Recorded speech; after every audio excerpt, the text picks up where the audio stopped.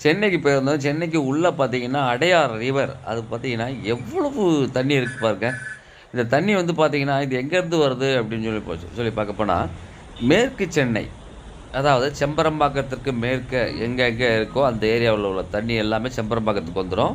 செம்பரம்பாக்கத்து தண்ணி திறந்து விட்டாங்கன்னா, அது உபரி நீர் பூரா இந்த வழியா தான் போயிட்டு கடல்ல கலக்கும். இது கடல் பக்கத்தில இருக்கக்கூடிய ஒரு ஏரியா.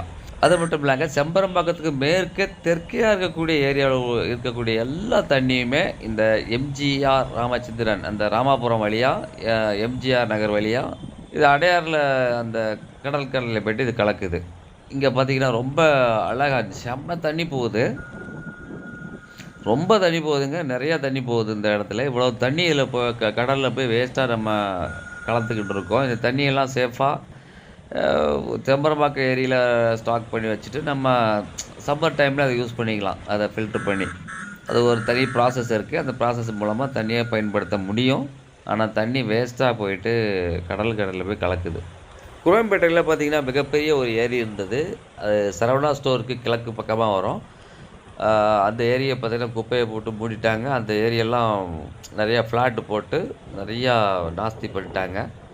அ இது மாரி தண்ணியெல்லாம் வந்து பார்த்தீங்கன்னா, நீங்க கடல்ல கொண்டு வேஸ்ட்டா கலந்தோம் அப்டின்னம்னா, கட்டாயமா நம்ம சென்னைக்கு தண்ணி இல்லாம போயிடும். ஒரு காலத்தில பார்த்தீங்கன்னா, 90, 95, 96லலாம் வந்து பார்த்தீங்கன்னா, தண்ணியே இல்லாத பற்றாக்குறை ஏற்பட்டது சென்னையில. அ பூமிக்குள்ள தண்ணி கீழ போயிடுது ரொம்ப ஆழமா. அதனால தண்ணிய சேவ் பண்ணணும். பள்ளிக்கரணை ஏரிலாம் பார்த்தீங்கன்னா, நெறைய தூர்வாரி அத சேவ் பண்ணலாம். அந்த ஏரியாவுல பார்த்தீங்கன்னா, நெறைய உப்பு தண்ணி இருக்கு. அந்த மண் அடியில பூமிக்குள்ள நெறைய உப்பு தண்ணி தான் இருக்கு.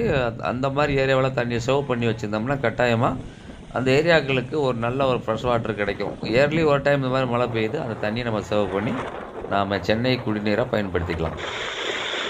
அனைத்து மாவட்டங்களிலும் பார்த்தீங்கன்னா, இந்த ஏரிகள், குளங்கள் இவைகள்ல வந்து ஆறுகள் இவைகள்ல ஆக்குபை பண்ணி வீடுகள் கட்டுவத தடுத்து நிறுத்திறணும். இதுவரைக்கும் கட்டுனவங்கள விட்டுருங்க.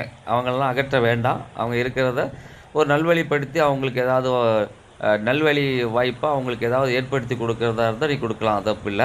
அதேமாரி இனிமே இந்த ஏரி, குளங்கள் இவைகள் எல்லாத்தையுமே நீங்க ரொம்ப பாதுகாப்பா பார்க்கணும். அனைத்து அரசியல்வாதிகளும் எதிர்க்கட்சியா இருந்தாலும் சரி, ஆளுங்கட்சியாக இருந்தாலும் சரி, இதனை பாதுகாக்கிறதுக்கு முன் வரணும். ஆறுகள், குளங்கள், ஏரிகள் இவைகளை ஆக்குபை பண்ணாத அளவுக்கு நீங்க பார்த்துக்கணும். அதிகாரிகள், அரசியல்வாதிகள் இவர்களுடைய தயவு இல்லாம எந்த மக்களும் எந்த ஏரி, குளங்களையும் ஆக்குபை பண்ண போறதே கிடையாது. இதுக்கெல்லாம் வந்து பார்த்தீங்கன்னா, மின்சாரம் குடுத்தது யாரு? வீட்டு வரி கட்டுனது யாரு? பஞ்சாயத்து கரண்ட் குடுத்தது யாரு? இதெல்லாத்தையும் பார்த்தீங்கன்னா, அரசியல்வாதிகளும், அதிகாரிகளும் தான் குடுத்துருக்காங்க. அப்புறம் வந்து மக்கள் ஆக்குபை பண்ணிட்டாங்க அப்படின்னு சொல்லிட்டு மக்கள் கட்டின வீட்டை இடிக்கிறது, அரசியல்வாதிகள், அதிகாரிகளின் முட்டாள்தனம் தான் நான் சொல்லுவேன். அனைவரும் ஒன்று சேருவோம், விழித்திருந்து செயல்படுவோம். இனியும் இது போன்ற தவறு நடக்காமல் இருக்க நாம் அனைவரும் ஒன்று சேர்ந்து செயல்படுவோம்.